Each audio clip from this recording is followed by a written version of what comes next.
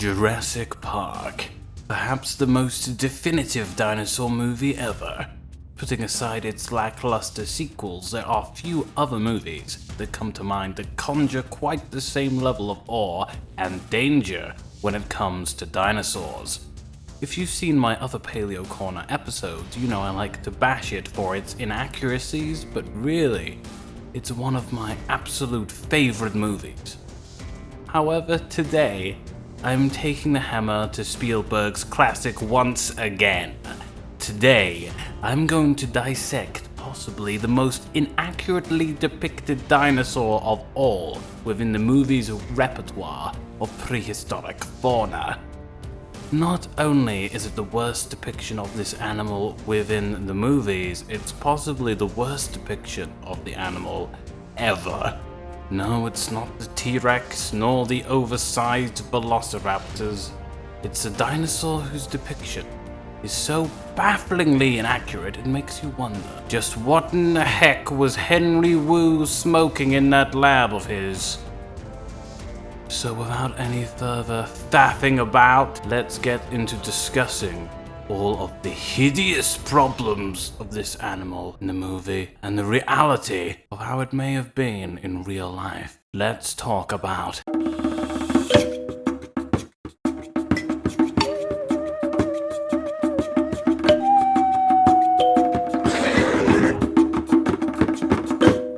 Hello and welcome. I am Second Voltage and this is Paleo Corner, a series where I make some paleo art and we learn about the fascinating creatures of prehistory along the way. This time we go back roughly 185 million years ago to the Jurassic period to talk about Dilophosaurus, whilst I make some questionable paleo art of it at the same time. Ironically, it's one of the only dinosaurs in Jurassic Park that actually is from the Jurassic. Normally I'd leave the analyzing of exactly what's wrong with it until near the end of the video, but with this one, oh no. No, I can't wait around for that, let's tear into it right away. On my Utah episode we learned Spielberg hates the state of Utah. Let's try and work out what other derangements the man is clearly suffering from as we take a look at how Jurassic Park completely butchered this animal, and of course Dennis Nedry in the process. First of all, there's one of the more obvious problems with Spielberg's Dilophosaurus. It's tiny. I find it ironic that he made the velociraptors way too big and the Dilophosaurus way too small. Dilophosaurus in the movie looks only a small bit larger than a dog, whereas in real life it grew to around 6 meters, that is 20 feet long, and may have weighed half a ton. So a pretty significant size difference then. Then of course, there are the iconic frills from the movie. You know, the ones that pop out? Supposedly, from what I hear, Spielberg wanted the Dilophosaurus to be more lizard-like. We must of course remember that Dilophosaurus had more in common with a pigeon than an iguana. There are of course lizards in real life with these kinds of frills, but there is absolutely zero evidence that Dilophosaurus, nor any other dinosaur for that matter, ever had such an appendage. So that too is horribly wrong. The general shape of the Dilophosaurus isn't too bad, other than its stunted size. The dual crests, as I'll go into detail about later, don't look terribly bad. The proportions are a little wrong. It should be longer in the body, and the arms are of course inaccurately pronated with the palms turned down, a pose which no dinosaur could do. I made a video about why if you wish to know more. But I digress. The overall appearance admittedly isn't that bad, however there is still one glaring terrible inaccuracy that stands out. But I think I'll leave that one till the end. Don't want to blow out all of my rage too early. So to properly understand just how badly Spielberg ruined Dilophosaurus' reputation, let's dive into more detail of the animal as a whole. I'll first talk a little bit about its discovery, as I think it's actually somewhat interesting. Back in the olden days, yesteryear. In 1942, American paleontologist Charles L. Camp decided to lead a field party into Navajo County, North Arizona. Soon, word of the paleontologist spread to the local Native Americans, and one of the Navajo by the name of Jesse Williams brought 3 members of this expedition to some fossilized remains he had found prior in 1940. 3 skeletons were found assembled in a triangle. The first was nearly complete, the second was very eroded, and the third was so incredibly eroded, it was practically gone completely. The first skeleton was also missing pieces which all needed to be reconstructed for mounting. These included the skull, the pelvis, and the feet. The skeleton, being so incomplete, was first misidentified, initially being coined as a species of the already existing genus Megalosaurus, and was first named Megalosaurus weaverili, after John Wetherill, a Navajo counselor. The skeleton was named and examined by Samuel P. Wells, who was part of the group who had first excavated the skeleton. In 1964, Wells decided to return to the same formation and discovered yet another skeleton a quarter-mile south of where the first group had been found. This was a larger, even more complete skeleton, and through studying this new specimen, it became clear that the animal had 2 crests on top of its skull. At the time, a feature never before observed in a dinosaur. Wells recalled that he thought finding the crest was as unexpected as finding wings on a worm. After correcting the previously reconstructed specimens, Wells realized that they could not belong to the genus Megalosaurus and therefore needed a new genus name. He dubbed it Dilophosaurus, in Greek meaning double-crested lizard. Dilophosaurus was certainly an imposing specimen to discover. As I said previously, it could grow up to 6 meters long and was quite large. Its defining characteristic, of course, its crests. We actually know very little about them. The skulls we have found preserve very little of the crest itself, so we actually have no idea how large they were, nor their exact shape. We can set certain limitations based on estimates of what we do have of them preserved, but ultimately we have no clue as to how they actually looked. I've done a couple different versions of the crests in my paleoart to reflect this. You may have already noticed, but I have no idea what part of the time-lapse we're on at this moment as I'm recording this. Anywho, whilst we may not know what the crest looked like, we also have no idea what they were for. They could have been used for thermoregulation, though there is no immediate evidence to support this. They could have been for species recognition, or simply functioned as ornamentation. One interesting theory I've heard is that they could have been used as attachment points for some kind of inflatable air sacs. There are animals that exist that have similar things. I don't know how much credence can be given to this particular theory, but I thought I'd draw an extra depiction of it just to visualize what it might have looked like. Yeah. It looks kind of stupid. In other news, a practically complete skull of Sinosaurus was found very recently, a dinosaur which also sports 2 crests like Dilophosaurus. Perhaps once some scientists have studied those crests, we may have some clearer indication of how Dilophosaurus's very similar crests will be used, or not used, as the case may be. Or perhaps we'll find out absolutely nothing that we didn't already know. Who's to say? Certainly not me. Dilophosaurus lived in Arizona in the early Jurassic period, which at the time had a seasonal climate, flowing water, and was at the edge of a desert. There has been some contention about what Dilophosaurus ate in this environment. Contestion? That's not a word. Contestion? That's what I've written here. Contestion. Contestation?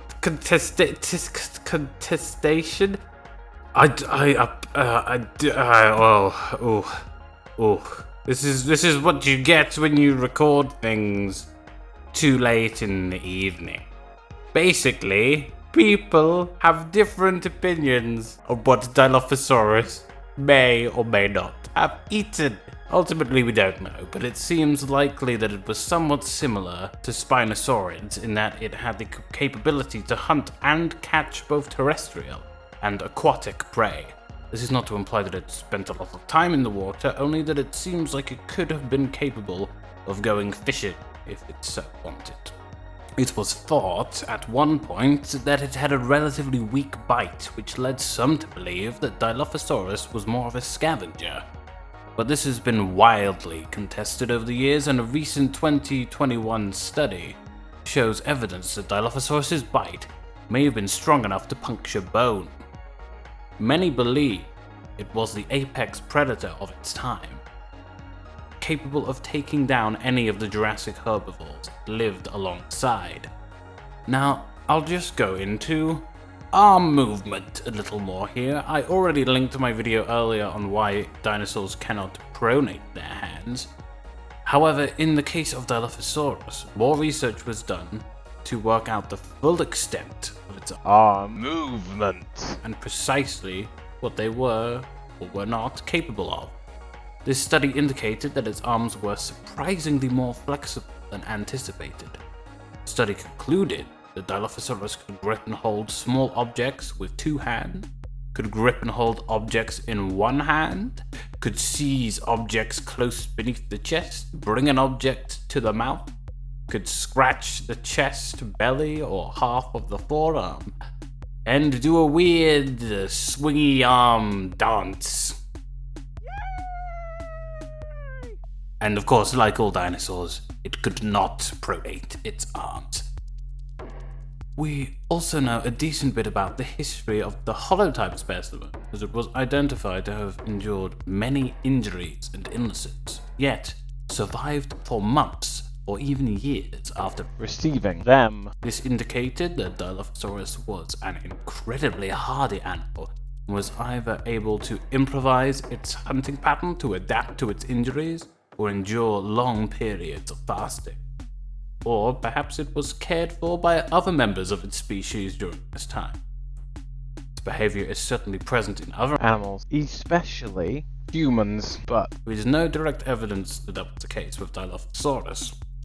So, Dilophosaurus was a large apex predator capable of great endurance, likely capable of dealing with any of the other dinosaurs that lived alongside. Whilst it may not have reached the lofty heights of larger predators such as Allosaurus or T-Rex, for its time, it was a formidable force, far from the cowardly runt that is depicted in Jurassic Park.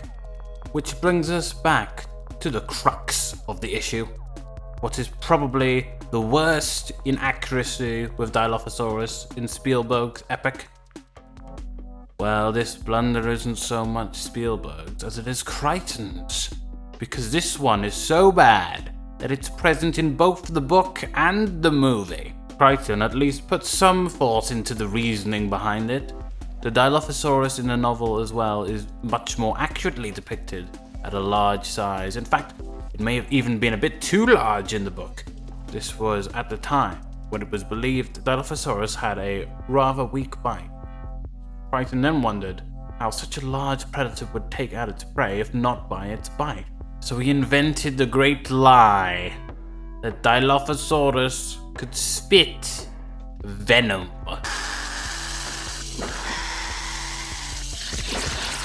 Up to 15 feet. Spielberg decided to adopt this for his movie, and thus we have the rather ridiculous scene where Nedry gets oozed. On a side note, perhaps the most ridiculous thing about this scene is not the inaccuracy of the Dilophosaurus, but the fact that they decided to add a cartoon sound effect when Nedry slips over. The only thing to make it worse would be if Stewie Griffin was following him around with a tuba. In any case, I digress. There is no evidence that Dilophosaurus could spit venom. In animals that do have such a behavior, like snakes, you can clearly see evidence of their venom glands in their skulls. There is no such indication that this could even remotely be the case in Dilophosaurus' skull. Thus, the whole idea of Dilophosaurus spitting venom is a fallacy, a lie, a hoodwink, a bamboozle. But as a child, I did not know this. How could I have done when the world was saturated with Jurassic Park media? You bamboozled me, Spielberg. But now, who has the last laugh? Now everyone knows your Dilophosaurus is a lie. Well, all 100 and so of my subscribers know, and maybe some people who aren't subscribed. In which case, you really should be. We need to band together against the lies of Steven Spielberg. What else has that bastard been lying about? Next, it'll probably turn out aliens can't really make bikes fly. The Ark of the Covenant doesn't really melt people's faces off. Robin Williams isn't really Peter Pan. I'll never believe it. That glorious man is off living his best life in Never Never Land. Next, we'll probably find out that Jaws wasn't even a real shark. Just a fat dolphin with a prosthetic fin. So anyway, my paleoart's done. There's quite a lot of variations this time. So first of all, you've got your safe option, based on established evidence and depictions of the dinosaur over the course of many years. However, we've also got some other variation.